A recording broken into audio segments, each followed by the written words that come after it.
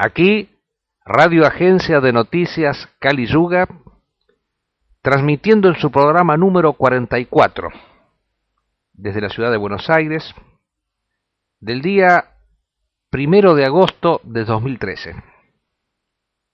Bueno, quien les habla siempre, Marcos Guío, acompañado por el comandante Mahdi al-Afghani, integrantes ambos del Frente Cristiano Islámico, en un programa como siempre, en una audición que tiene como característica esencial, lo decimos por si hay alguna persona que nos escucha por primera vez.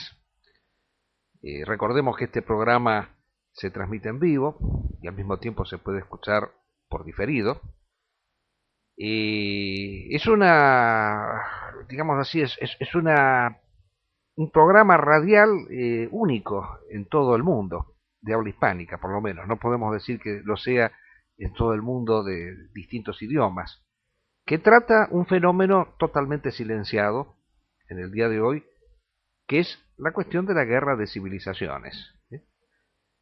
Pero nosotros en el día de hoy tenemos la intención de profundizar un poco en lo que es el tema de la guerra desde el punto de vista de la tradición, porque muchas veces uno piensa, cuando hablamos de guerra de civilizaciones, desde ya, olvidémonos de lo que decía este pseudo catedrático norteamericano Samuel Huntington, que no tiene nada que ver, nosotros hemos explicado guerra de civilizaciones como la entendemos nosotros y como la entiende Huntington, sino que hablemos del problema de la guerra entendido desde un punto de vista tradicional, contrastante totalmente con el sentido moderno de la guerra.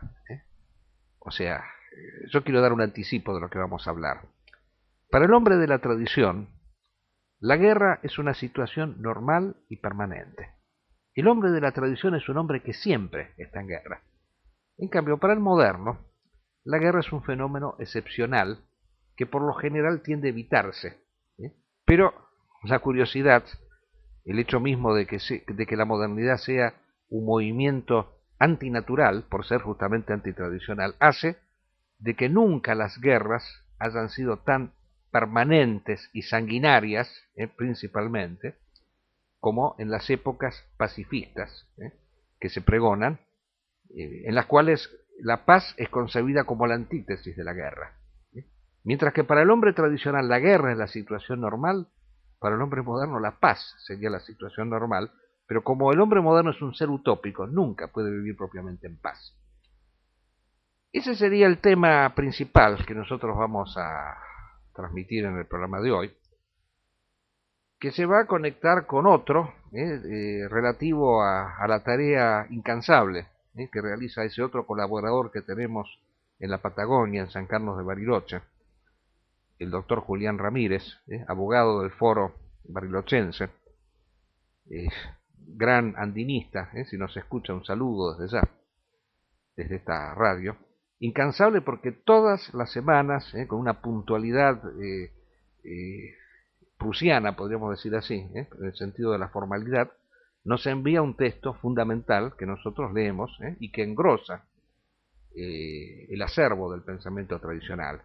Y texto que tiene que ver con esto de la guerra y con otro tema que nosotros habíamos mencionado en la audición anterior, relativo a esta famosa visita del Papa a Brasil, que ya ha terminado por suerte, porque nos han estado fastidiando, lo queremos decir claramente, toda la semana con esta famosa visita papal, a la cual se le quiso dar una trascendencia que de ninguna manera ha tenido, y que de ninguna manera es cierto que este Papa haya tenido conductas que sean sustancialmente diferentes de los papas anteriores, es falso totalmente. Ramírez es muy interesante el lazo que establece entre la visita del Papa al Brasil con las visitas que nos hiciera el Papa Wojtyla, el anterior Papa viajero que inaugurara esta modalidad acá en la República Argentina, en la época de la Guerra de Malvinas, y denota, y eso lo interesante del texto que vamos a leer, la continuidad de la mentalidad pacifista que tuviera el Papa. Así que ese texto, que realmente no tiene desperdicio, será justamente el que leeremos en la segunda parte del programa como una continuidad, porque tiene que ver con la guerra. Y tiene que ver con este fenómeno también de feminización que se está dando a nivel universal y que nuestro continente lo vive casi como un hecho inédito. Quizás podríamos decir, recordándolo a este famoso autor Tocqueville, cuando decía, refiriéndose a los Estados Unidos, que es el lugar en donde las cosas suceden antes. Bueno, acá en la Argentina, en Sudamérica, No, sin embargo, ¿eh? No sin embargo, no sin embargo en este caso. No será como Israel, ¿no? Que aconsejan para los otros lo que ellos mismos no hacen. Claro. Nosotros, curiosamente, Sudamérica estoy hablando, específicamente, ya no solamente la Argentina, estamos dando una lección al mundo de lo que es este fenómeno pacifista que se exterioriza en la feminización de la política, de lo cual queremos dar unos pequeños, digamos así, toquecitos relativos a, bueno, a lo que estamos viendo en la política de los países hermanos, en Chile, por ejemplo, en donde va a haber 2 candidatas mujeres que van a competir en las elecciones, que curiosamente hijas de generales, y que curiosamente hijas de generales antagónicos, un general pinochetista contra un general allendista, izquierda versus derecha, pero mujeres al fin. Y aquí en la Argentina, si nos descuidamos, también vamos a presenciar ese proceso, por lo menos lo estamos viendo desde el punto de vista mediático, de ver cómo las mujeres un poco son las que se están poniendo hoy en día los pantalones en las lides políticas, diciendo las cosas que los hombres no se animan a decir por cuestiones, digamos así, de excesos de prudencias, o por miedo directamente. Yo creo que la cobardía sería el término más adecuado. Yo no quiero decir esto haciendo una pequeña acotación con respecto a algo que acabo de ver hace pocos instantes, de un debate que hubo el otro día entre esta política argentina Lilita Carrió y los otros candidatos a los cuales directamente se los puso en el bolsillo, hay que decirlo claramente, mostrando que tiene unas agallas que a los otros les faltan totalmente, pero esto no quiere decir de ninguna manera que sea la política ideal, de la misma manera que la presidenta de la República dice cosas que los varones que a lo mejor pertenecen a su misma línea no se animarían a decir. Esto hay que decirlo. Sí. Bueno, ¿usted quiere acotar algo? Porque la presidente Cristina ha hecho política de dormitorio. Ha dicho que una jueza que era opuesta y que le dio una cautelar en contra se acostaba con un juez. Una cosa que ningún magistrado masculino se hubiera atrevido a hacer. Se ha atrevido la gente de Cristina a insultar a las diputadas Donda y Rucci, una cosa que no hubiera podido ocurrir jamás si fueran todos varones, ¿no es cierto? Hay un caso más que grotesco. Entre 2 mandatos de un presidente de Costa Rica, Laura Chinchilla, digamos así, la segunda del presidente, para que nadie ocupe el cargo, para que él pueda volver, puso a esta mujer para presidir Costa Rica. Costa Rica es un país sin ejército. La frontera entre Costa Rica y Nicaragua es el río San Juan. El río San Juan tiene 3 islas que son discutidas por los 2 países. Laura Chinchilla levantó el tono a Ortega. Ortega, que es un machista consumado, ocupó las 3 islas. No conforme con eso, Laura Chinchilla de Nicaragua, presidente de Nicaragua. Sí. Daniel Ortega, presidente de Nicaragua. Él ocupó las 3 islas. Laura Chinchilla apeló a los Estados Unidos. Los Estados Unidos, muy ocupados en perseguir musulmanes, no tiene tiempo para discutir acá. Ortega se molestó y ocupó parte del territorio al sur del río San Juan, que es históricamente costarricense. ¿No es cierto? En una palabra, allí donde hay hombres y donde hay militares, los sandinistas, se las pone en su lugar. Donde no hay hombres, ¿no? Y ahora el norte de Costa Rica, en la zona del río San Juan, depende de los nicaragüenses. Entonces, aquí tenemos una serie de damas que se han puesto al frente de los países y se los están poniendo de cabeza, como Dilma Rousseff, como Cristina Fernández, y pronto yo tengo la convicción que sea Bachelet. Como ese no es el lugar apropiado para las mujeres, porque no están llamadas a hacer esa tarea, desgraciadamente va a ser el mismo fracaso que fue Semíramis de Asiria, Nitocris en Egipto, las reinas de Creta, Elizabeth Báthory en Hungría. Siempre que son llamadas a tareas inapropiadas, por supuesto no rinden, porque ese no es su lugar. El Corán dice, y es palabra de Dios para los musulmanes, el país regido por una mujer perecerá. Bueno, sí, muy correcto todo eso, y yo creo que en realidad no solo el Corán lo debe decir, sino que lo presuponen todas las grandes religiones. Pero como estamos todavía en la fase introductoria y no nos hemos adentrado aún en los temas que vamos a desarrollar más a fondo, sigo con la síntesis de lo que vamos a ver hoy. Como siempre, la última parte, los hechos de la guerra de civilizaciones, que también tenemos que ser, lamentablemente, y lo decimos a veces con dolor, porque nos toca hablar de cosas que son demasiado obvias y son demasiado sabidas, pero que lamentablemente el gran público las ignora, porque los medios de prensa del sistema realizan una verdadera selección en la propagación de noticias, dando importancia a acontecimientos que son realmente insignificantes. Y yo quiero decir dos o tres, simplemente porque, claro, serían tantos que tendríamos que dar programas enteros relatando hechos de lo que está sucediendo en la guerra de civilizaciones.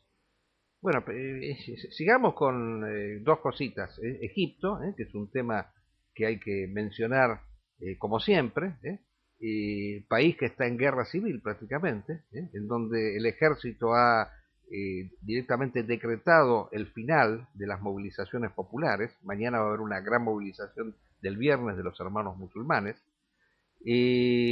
Bueno, Siria, en donde a cada rato hay acciones de guerra que son prácticamente mantenidas en silencio o disimuladas.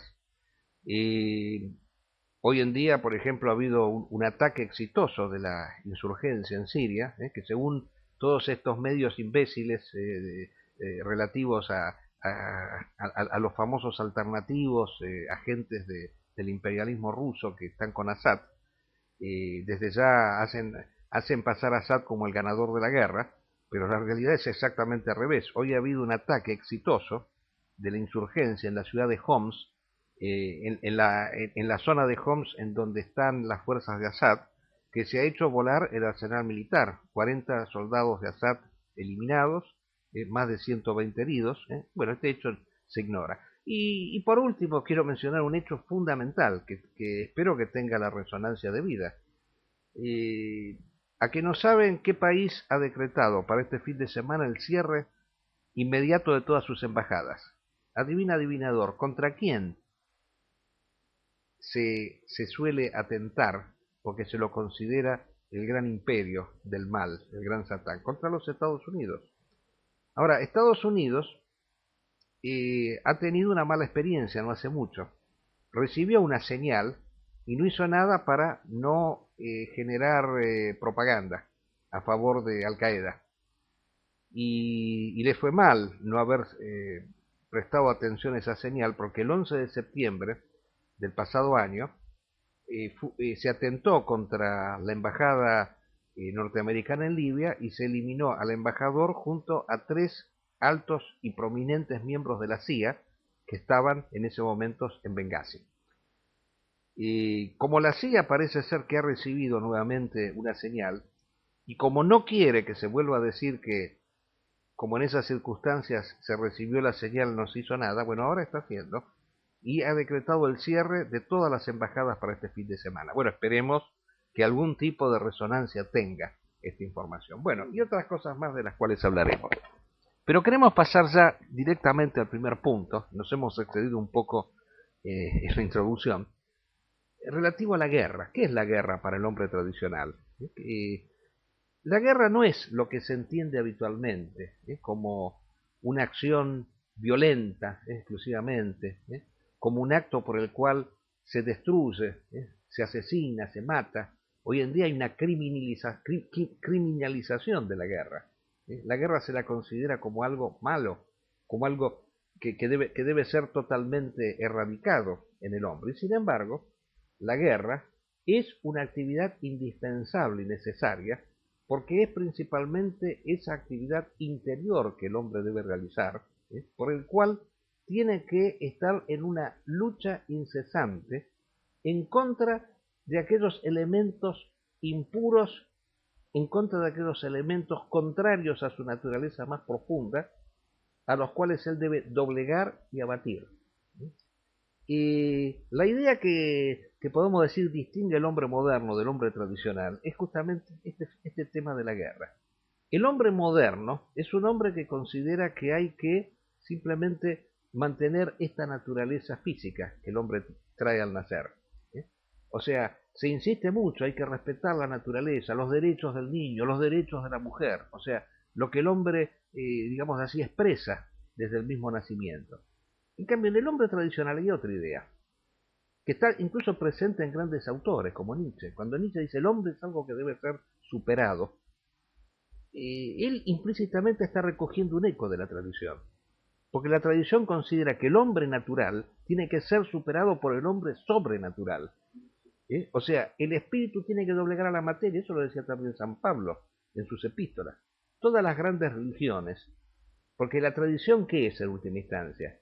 La tradición es un eco que está presente en varias manifestaciones. Puede estar presente en el cristianismo, en el judaísmo mismo, en el islam, puede estar presente en el pensamiento pagano, en autores como Platón, o sea, en muchos autores está presente. Es un eco profundo que responde a ¿qué? Responde a una necesidad íntima que el hombre tiene, porque el hombre se da cuenta, percibe que hay algo más en él, que tiene que ser de algún modo despertado, suscitado. Y esa suscitación significa que el hombre interior tiene que vencer al exterior, el espíritu tiene que vencer a la materia, lo divino tiene que vencer a lo profano. O sea, hay una guerra permanente, hay una lucha. La idea de guerra se asocia con la idea de lucha exterior. Ahora, ¿cómo se asocia esto con la yihad islámica, por ejemplo? Esto sería interesante que lo analicemos. O sea, ¿cómo se asocia este fenómeno interior con la lucha externa? ¿En qué momento es lícito la guerra externa? Porque yo diría lo siguiente, y me gustaría también escuchar un poco su comentario al respecto. En el hombre existe o sea, el centro de la guerra, desde la perspectiva tradicional, es la lucha interna. El Islam decía, la gran guerra santa es la guerra que tenemos que desarrollar adentro de nosotros mismos. ¿En qué momento se manifiesta esa pequeña guerra santa? Bueno, yo diría que es una exteriorización de la guerra interior. Es como si se objetivara esa lucha interna que se está dando dentro de mí mismo, se objetivara fuera de mí. Y que de algún modo esas fuerzas materiales que yo tengo adentro y que tengo que abatir, y que aparecen bajo la forma de los egoísmos, bajo la forma de los materialismos, bajo la forma de todas estas distintas manifestaciones inferiores del yo, o sea, todas estas manifestaciones tienen que ser de alguna manera suscitadas y tienen que ser de algún modo doblegadas. Y bueno, ¿usted quiere agregar algo? Sí. Las guerras tan denostadas del pasado eran guerras en las que solo combatían aquellos que combatían. No afectaban a personas ajenas que no fueran guerreros o caballeros. Las guerras modernas afectan a todo el mundo. No se practicaba en la antigüedad la vileza y la violencia que se conoce hoy en la guerra, porque se combatía en un campo de batalla, ¿no? En el cual solo participaban los combatientes. El resto de la gente no participaba. las mujeres, los chicos, los ancianos, los impedidos. No era como un bombardeo que mata a todos igualmente. La guerra de los pacifistas y de las mujeres, esta, es una guerra asesina. En la antigüedad no había campos de concentración, no había Guantánamos, no había Gulag, no había Auschwitz, no había nada. Un grupo de gente combatía contra otro grupo de gente. Y había nobleza en los dos bandos que combaten. Por eso Ricardo Corazón de León va a decir a Saladino que lo quieren asesinar de manera traicionera. Esa es la idea de un guerrero.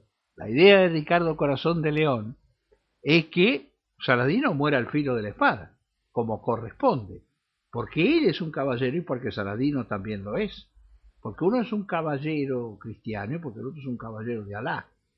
En consecuencia, la acción traicionera excepcional de Felipe Augusto le vale, que contrata a un hombre en las cercanías de Saladino para asesinarlo, le vale el reproche de Federico Barbarroja.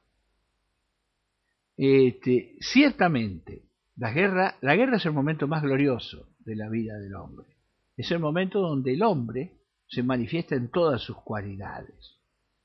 En la paz, cuando no es la paz de los cementerios, de las dictaduras horrorosas, totalitarias del siglo XX, por no hablar de las guerras de invasión, la invasión marrana de Huitramanalán, ¿no es cierto?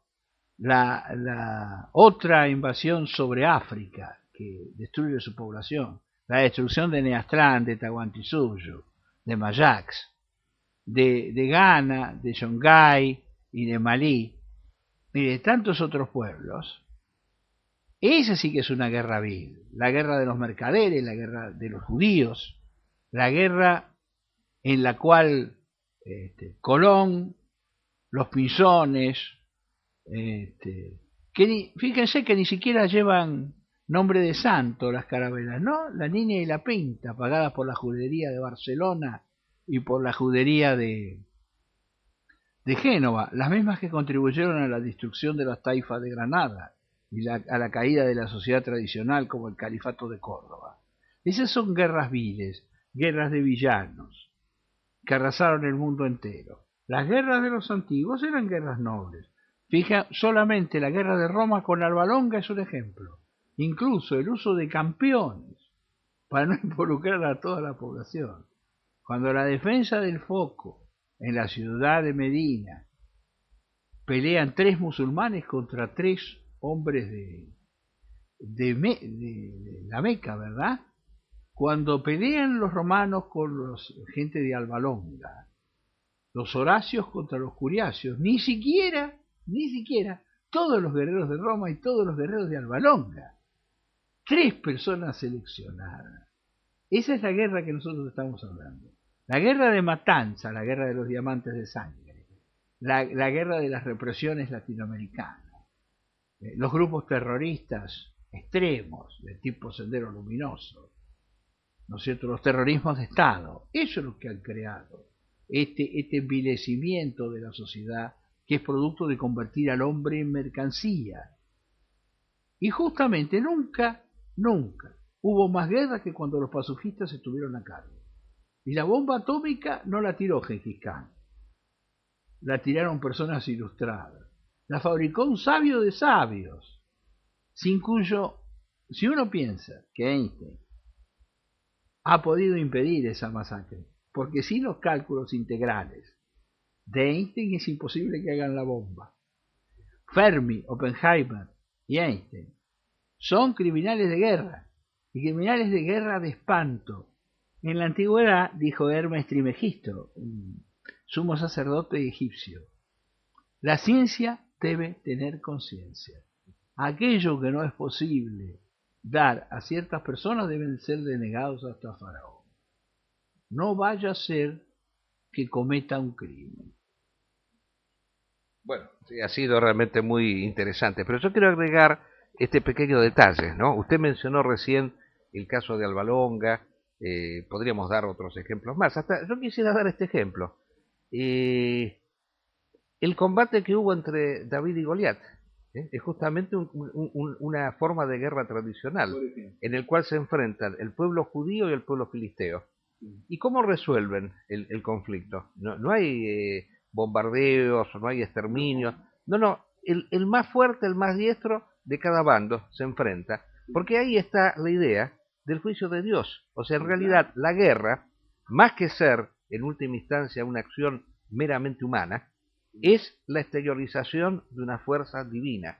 Es una fuerza divina en donde a través de la victoria se expresa dónde está la verdad y dónde está la razón. En cambio, un mundo que ha sido desacralizado, un mundo en donde lo sagrado prácticamente ha sido extirpado de todo y reducido exclusivamente a un fenómeno puramente de conciencia, muchas veces de conciencia extralimitada, enfermiza, que no es en última instancia lo sagrado, la guerra ha terminado siendo guerra total y guerra de exterminio. Y guerra no por motivos en última instancia religiosos, de saber dónde está la verdad, a fin de que a través de la victoria se exprese dónde estaba la razón y cuál era el camino de los justos. Estas guerras se han hecho por cuestiones principalmente económicas, por el petróleo, por la extensión geográfica, por la economía, por el agua, por todas cuestiones materiales. Y a pesar de ser una época pacifista, porque claro, no hay guerra interior en el hombre moderno. El hombre moderno no combate interiormente, combate solo exteriormente. Entonces, el hombre moderno ha execrado la guerra, la ha repudiado, la ha considerado como la antítesis de la paz, la ha condenado como el mal principal de la humanidad. De la misma manera que ha extirpado a Dios de todas las cosas, a lo sagrado, también quiere extirpar a la guerra, pero no puede, porque cada vez hace más guerras. La guerra es como un boomerang, que en la modernidad se vuelve en contra de aquel que la ha lanzado hacia la nada, y se convierte en una cosa permanente de todos los días. Nunca la humanidad ha conocido tantas guerras como en esta época de paz, en esta época de pacifismo, en esta época en la cual se han creado tribunales internacionales que juzgan a criminales de guerra, derrotados, o sea, tribunales internacionales hechos con la finalidad de terminar con las guerras, que eso es lo interesante. Organizaciones internacionales que existen nada más que para evitar que los pueblos combatan entre sí, y lo que sucede es todo lo contrario. La intervención de las Naciones Unidas genera más guerras y hace que las guerras sean cada vez más totales y más sanguinarias. Nunca ha existido un imperialismo tan siniestro y tan asesino y tan disfrazado hipócritamente de humanista, de defensor de los derechos humanos universales, de pacifista, como los Estados Unidos de Norteamérica. Y podemos agregar otros: Rusia, Inglaterra, Europa, criminales, o sea, estados criminales directamente, hay que decirlo con lujo de detalles. ¿Dónde se ha visto, por ejemplo? Yo recuerdo este hecho, la bomba atómica de Hiroshima, cuando se lanzó, la propaganda era la bomba de la paz. Antes de que se supiera los efectos que generó la bomba atómica, se decía la bomba de la paz porque había logrado terminar con la guerra. Había logrado que el Japón se retirara porque no se quería retirar nunca de la guerra. Se decía, los japoneses quieren luchar hasta el final. Entonces, ¿cómo logramos que se termine la guerra? Con la bomba de la paz. Automáticamente, o sea, generó ese gran, digamos así, artificio de la paz universal, que en realidad no fue paz, porque generó guerras nuevas. Cada guerra genera más guerras. Y ahora, con la invasión de Afganistán y de Irak y de todos los países, masacres cotidianas, estos aviones inteligentes, estos drones que asesinan a mansalva a poblaciones enteras con la intención de matar, aunque sea un guerrillero o un miembro de Al-Qaeda. O sea, ¿dónde se ha visto esto? Esto es un fenómeno de los últimos tiempos, o sea, de tiempos terminales. Kali Yuga, es el nombre de la agencia. ¿Nosotros qué estamos relatando? Estamos relatando tiempos terminales. O sea, porque este tipo de sociedad está destinada a perecer. Esa es la realidad. Y son como usted recuerda esa película Titanic, en donde estaban esa orquesta que no dejaba de parar, de tocar, aun cuando el barco se hundía. Bueno, eso es lo que está pasando actualmente. Siguen tocando con estas peroratas absurdas de paz, de derechos humanos, de democracia, y generando cada vez más daños y más males a la humanidad. Bueno, Hemos cumplido ya con la primera parte. La primera hora del programa la hemos desarrollado con esta introducción del tema doctrinario, que por supuesto daría muchísimo más que hablar. Podríamos seguir extendiéndonos hasta el cansancio. Pero yo quiero ahora remitirme a este texto del gran amigo Julián Ramírez, que nos ha mandado, relativo a este viaje absurdo del Papa Francisco, este Papa caricaturesco, porque hay que decirlo de una vez por todas, basta con esta fantasía de que ha venido un Papa que ha cambiado todo. Es el Papa continuidad de un papado en decadencia, de un papado que ha abandonado la esencia de la religión. Entonces, interesante que esto tiene que ver un poco con el tema de esta feminización del mundo, de este pacifismo universal generado con la única intención de terminar con la tradición. El título del texto es Prédica Feminia, relativo por supuesto a la prédica del Papa Francisco. Dice el amigo Ramírez: de la reciente visita del Papa Francisco a Brasil se pueden extraer varias conclusiones. No vamos a entrar en superficialidades y vulgaridades de cómo los medios de comunicación consideraron el tema. Todos ellos han tratado de colgarse de la sotana papal con mayor o menor éxito.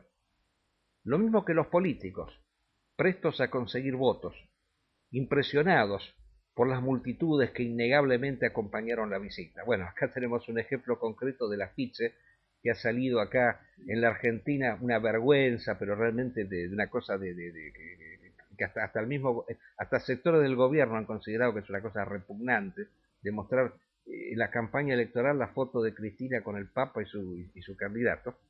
Dice, tampoco haremos hincapié en las expresiones antirreligiosas y anticlericales de los grupos ateos y marxistas, cosa que no nos asombra.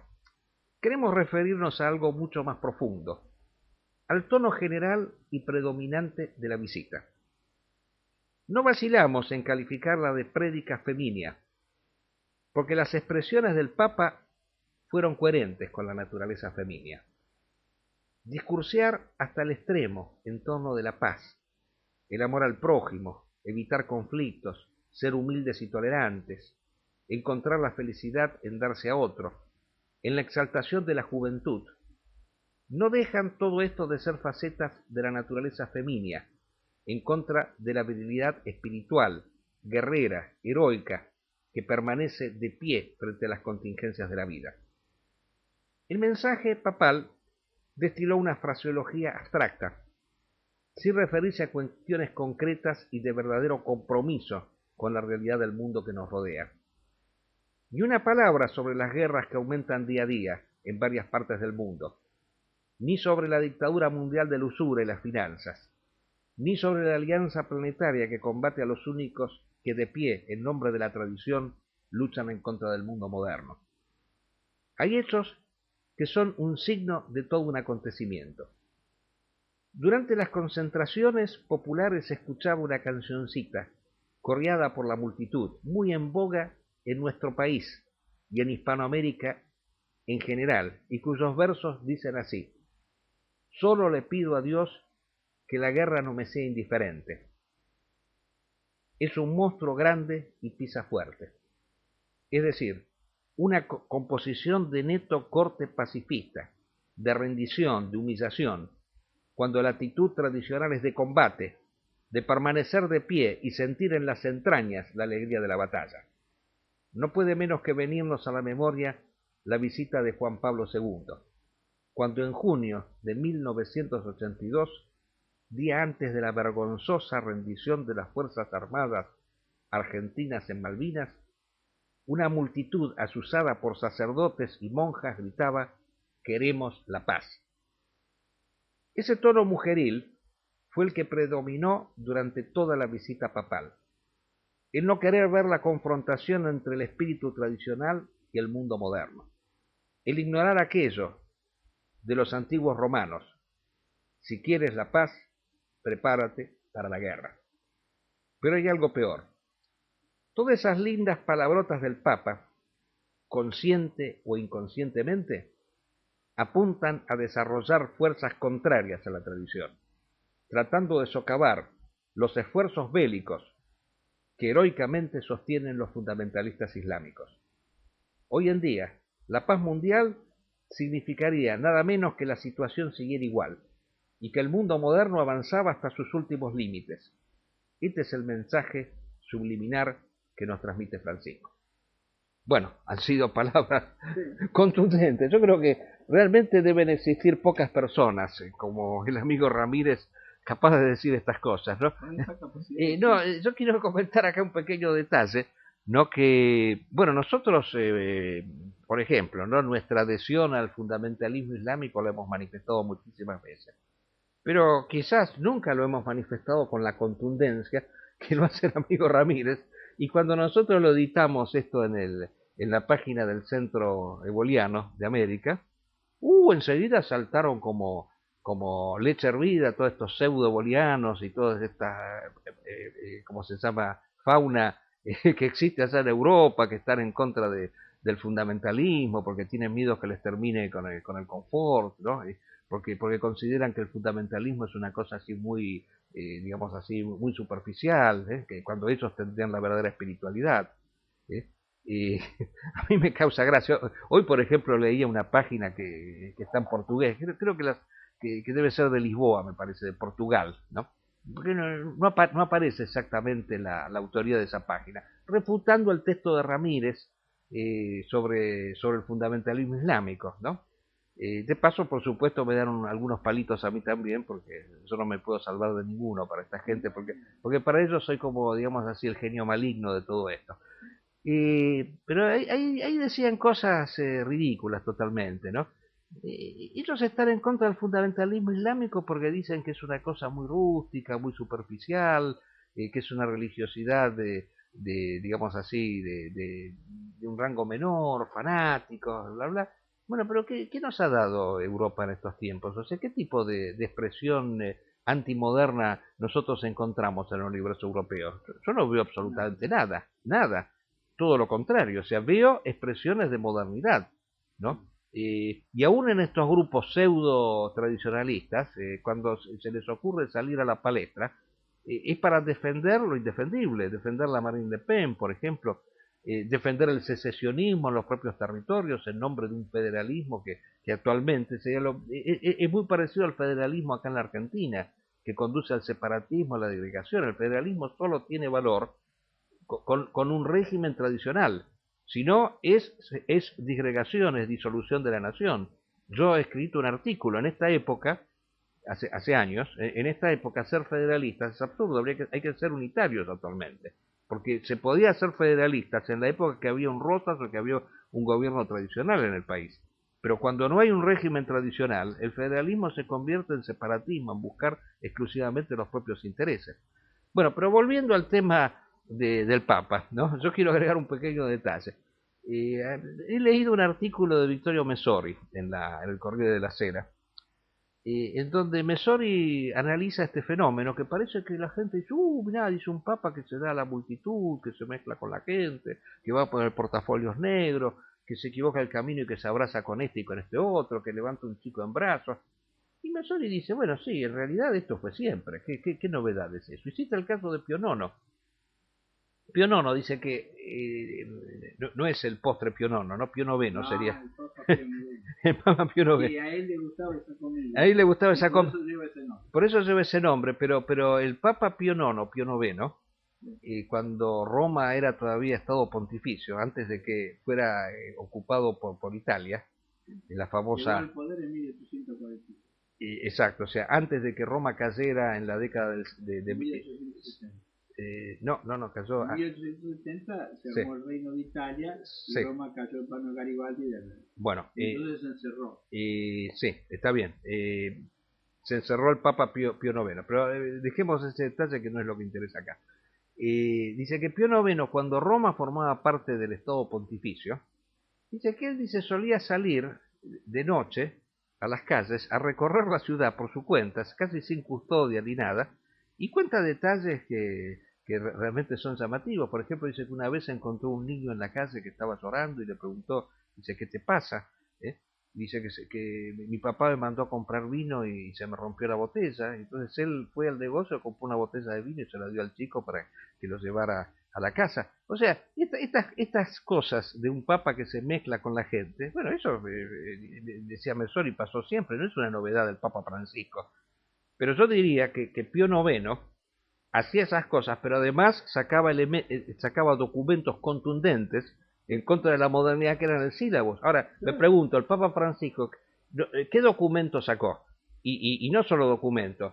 ¿Qué dijo el Papa Francisco del golpe de Estado en Egipto? ¿Qué dijo el Papa Francisco de los bombardeos con drones en Pakistán, Yemen y Somalia? ¿Qué dijo el Papa Francisco de las masacres que se están dando en Guantánamo, las cárceles de Guantánamo, de todas estas manifestaciones punitivas que se realizan en nombre de los derechos humanos en el mundo entero? ¿Dijo algo este Papa Francisco?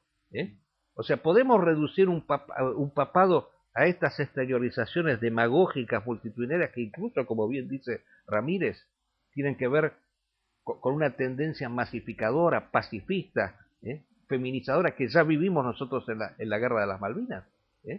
Esa es la realidad. Sí, ciertamente el planteo que se hace es de tratar de cerrar la brecha que se había abierto entre la Iglesia y las masas, a causa de la pedofilia y a causa de los negociados del Banco Vaticano.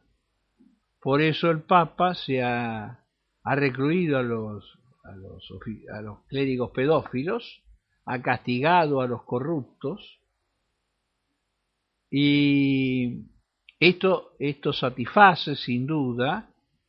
Ahora, en cuanto a la prédica, sí, si bien ha hablado muy bien del Islam, en tanto religión, y procura una reunión de judíos, cristianos y musulmanes para la paz, todo podría hacer indicar que ese intento de paz es la paz de los cementerios.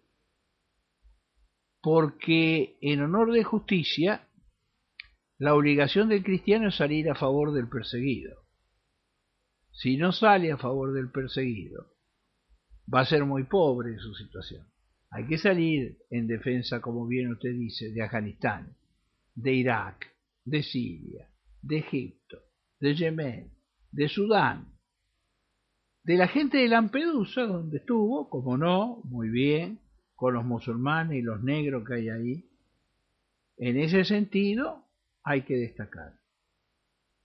Ahora, asumiendo que él se esté tomando su tiempo para reformar la curia, sin duda sus acciones han conseguido paralizar los peores ataques que la Iglesia sufría.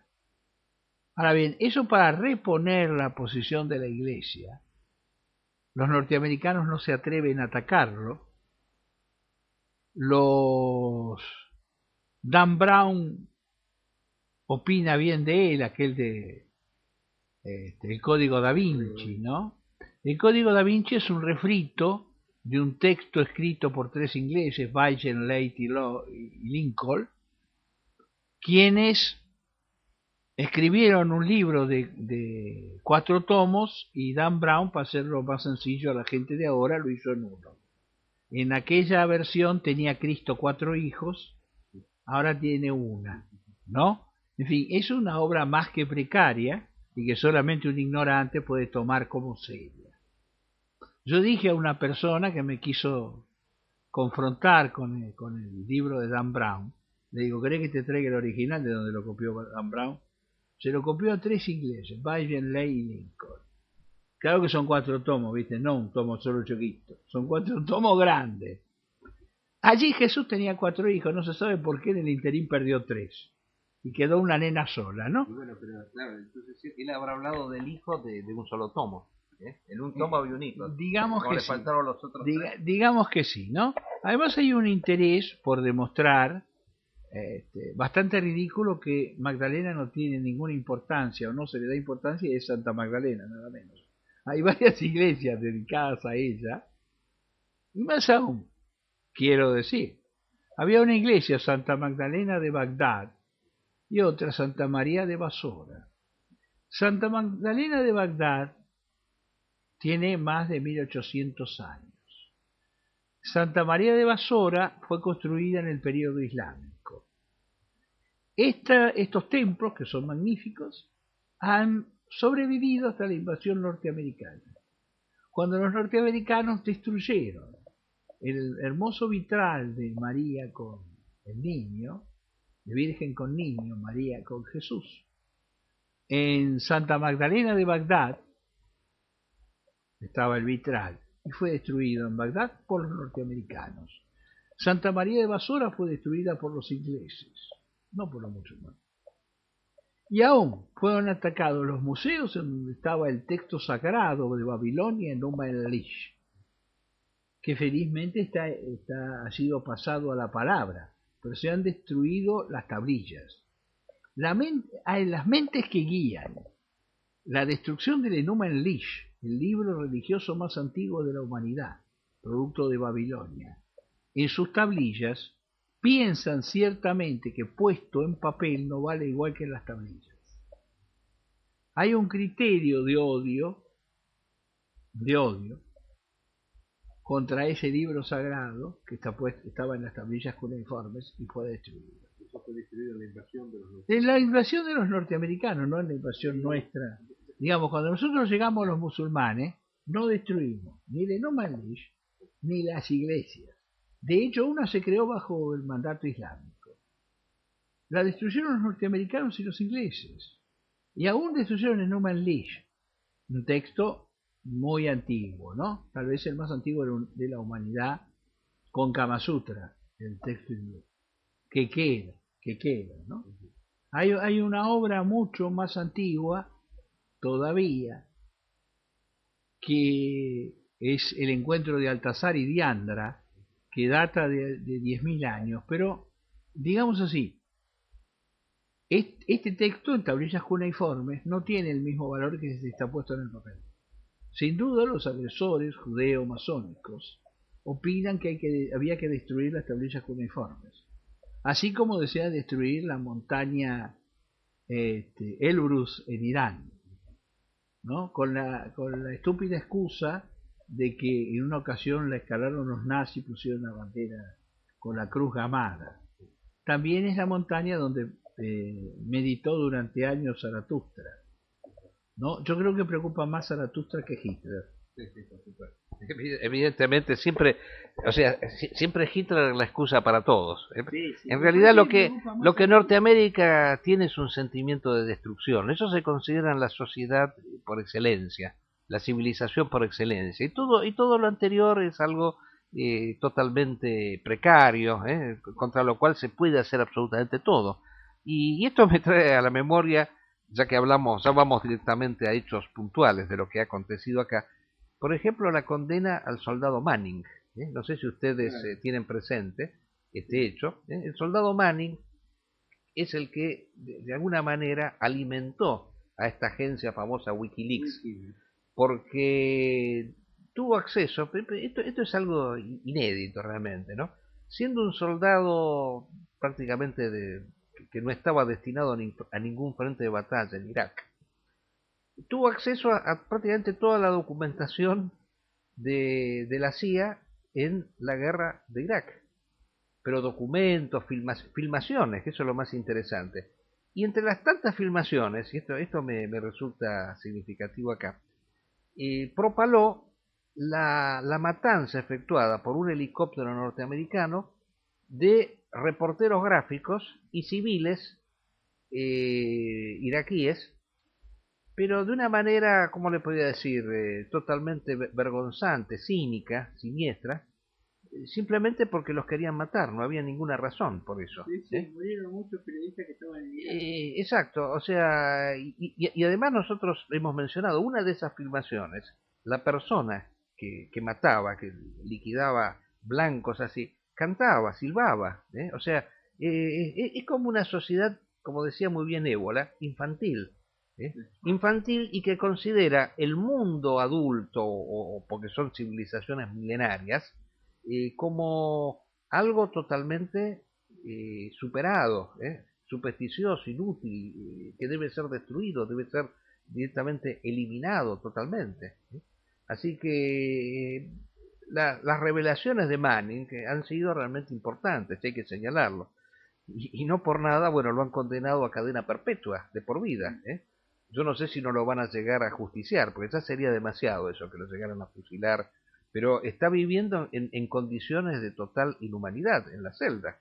O sea, se ha mencionado que vive en una pequeña celda de 2x2 o 3x2, ¿no? De la que sale probablemente una hora. Una hora por día, o sea, 23 horas allá adentro y una hora Un patio donde sale solo. Exactamente, o sea, vive aislado, vive totalmente en un estado de total precariedad. Ha sido denunciado hasta por organismos de derechos humanos, por haberse animado a hacer una cosa así, o sea, haber puesto en evidencia algo que ya sabíamos, las torturas de Abu Ghraib, de estas mujeres soldados que se burlaban de los prisioneros en poses humillantes, o sea, lo hacen todo de una manera casi ingenua, infantil, o sea, jactándose. Pero además es un signo de decadencia, porque cuando Daniel Ellsberg en la década del 70 denunció los famosos papeles del Pentágono, que le dieron 3 años de prisión, denunció que los norteamericanos le indicaban a los soldados patear a las mujeres embarazadas vietnamitas para que no hubiera luego Vietcongs. La sociedad norteamericana todavía tenía redaños suficientes como para que Daniel Ellsberg fuera llevado a la justicia y declarado inocente. De acuerdo a la noción fundante, ¿no?, me tocó ver un programa de televisión, un programa cómico, en donde el padre le dice al hijo: si el Estado norteamericano te pone una máquina en el trasero, un chip en el trasero, vos lo aceptás. Si uno se pregunta, los padres peregrinos dejaron a Inglaterra precisamente porque no querían que le pusieran una máquina, un aparato, un chip en el trasero, en los términos de aquel entonces. No se le permitía celebrar libremente su culto. Los padres fundadores, los hombres que crearon Estados Unidos, juzgaron que no podía ser que el té se hiciera en Estados Unidos, se cultivara en Estados Unidos, donde valía $1 o 1 libra, y fuera a Inglaterra y al volver valiera 5, ¿no es cierto? Y establecieron derechos y libertades que por lo menos regían para los blancos. En ese sentido, la falta de apego de los norteamericanos a sus propias tradiciones y a la famosa Declaración de Derechos, Bill of Rights, que cuando el rey Carlos aparece y pregunta dónde están los 5 diputados que faltan, ¿no?, entre los que se encuentra el líder de la futura república, Cromwell, el presidente de la Cámara le dice: Majestad, no puedo decirlo. Es decir, toda una serie de tradiciones, ¿no?, que son excelentes, se han dejado de lado por la ley patriota. Eso es un signo de decadencia, cuando, en razón del ataque de Osama bin Laden, se procede vulnerando las normas de los Estados Unidos, se pierde todos los valores que Estados Unidos puede tener. Cuando un personaje que actuó sincrónicamente, Judá de Galilea, atacó el foro romano y mató a 70 senadores, a varios secuestres, incluso a un cónsul, Roma no cambió en su posición y sobrevivió 400 años. Se mantuvo en su posición. Judá de Galilea murió en el desierto, como sabemos. En Noruega hubo una serie de atentados y no cambiaron la ley. Un individuo mató 90 personas, pero no le dieron pena de muerte, no lo torturaron, no, 21 años, que es el máximo. Y eso no es debilidad, eso es fuerza. La debilidad está cuando los norteamericanos creen que las acciones impulsivas, que las acciones violentas, que la agresividad los va a llevar a algún lado. No razonan como razonan sus fundadores. Sus fundadores sostenían una serie de concepciones. Esto está bien, esto está mal. Si alguien quiere que yo cambie mi sistema, yo no debo cambiarlo. Y si alguien consigue que yo cambie mi sistema, me voy a venir como él, con la sensible diferencia de que el terrorismo de Estado tiene una fuerza que el terrorismo individual no tiene. Porque el terrorismo individual afecta a algunos, el terrorismo de Estado afecta a todo el mundo.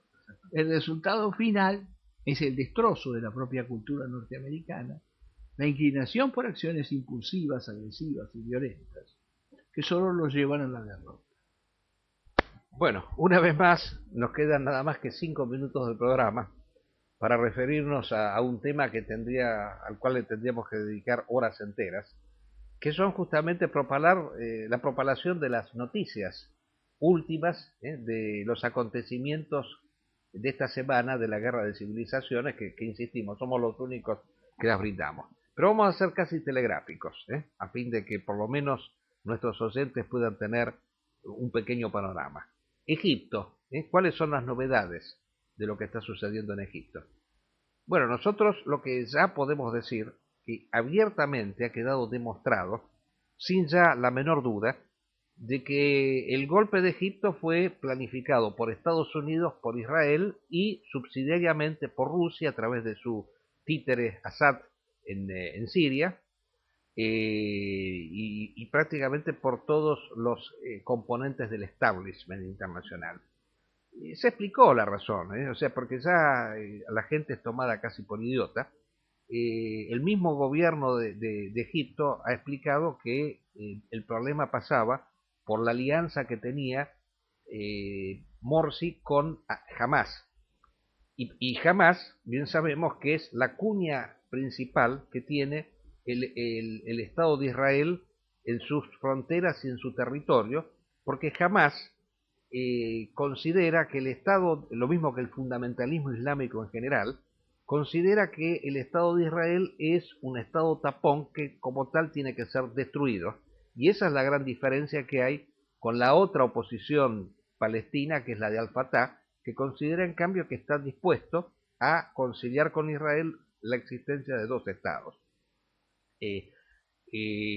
Esto ha hecho que en la región del Sinaí se hubiera instalado una fuerte oposición al régimen sionista, desde donde se efectuaban sucesivas acciones de guerra y se constituyera la filial de Al-Qaeda en el Sinaí, por lo cual una de las primeras acciones que realiza el gobierno títere militar, regenteado por Estados Unidos e Israel, de Al-Sisi, con toda esta payasesca Frente de Salvación Nacional y todas estas manifestaciones pseudo multitudinarias que han extasiado a los zurdos locales e internacionales, diciendo que no fue un golpe de Estado, sino que fue un movimiento de masas que lo desplazó al gobierno de Mursi. Claro que de las masas actuales que hoy salen a defender la Mursi, de eso no dicen absolutamente nada. El régimen militar ha mandado ya 2 divisiones al Sinaí para reprimir y disolver la red de Al-Qaeda que allí se ha gestado. Y actualmente en el Sinaí hay batallas, hay guerras, se ha abierto un nuevo frente de batalla. Eso hay que decirlo. O sea, la guerra sigue y avanza. Y podemos decir algo de Siria, aunque sea brevemente. La propaganda sionista, con la cual colabora también el gobierno de Assad, suele decirnos que ya se ha terminado la guerra de Siria porque al no recibir los rebeldes armas, se les terminó todo. Y Assad acaba de dar un discurso en el día de hoy manifestando que la victoria está cerca. Pero yo me pregunto, ¿cómo puede estar cerca una victoria si cada día Assad recibe más golpes y derrotas? Sin ir muy lejos, en el día de hoy, como dijimos al comienzo del programa, fue hecho estallar el arsenal militar en la ciudad de Homs, en el barrio alawita de Homs, en donde murieron 40 soldados de Assad y quedaron heridos 120. ¿Cómo puede estar ganando una guerra si han caído prácticamente toda la región de Alepo en manos de la insurgencia? O sea, todo lo contrario.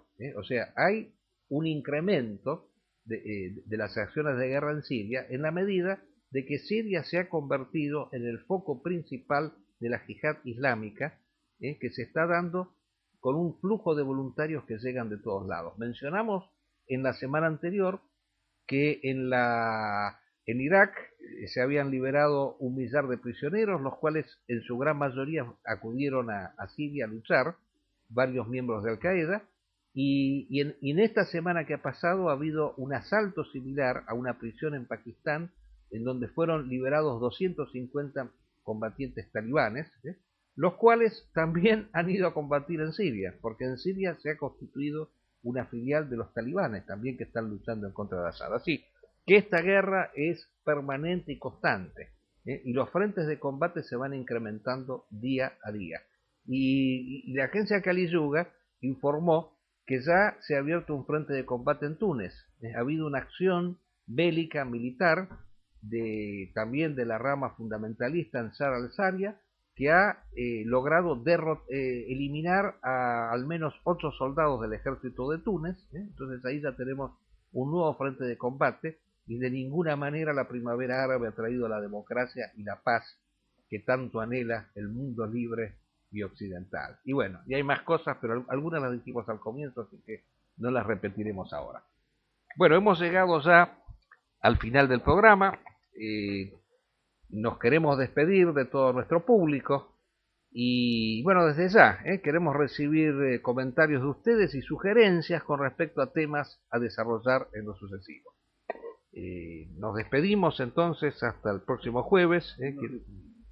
Y acá un saludo del amigo Madrid. Sí, que Alá los proteja y los colme de bendición. Bueno, muy bien. Igualmente desde el plano católico, que Dios esté con todos nosotros y que nos acompañes en nuestra lucha. Hasta la semana que viene.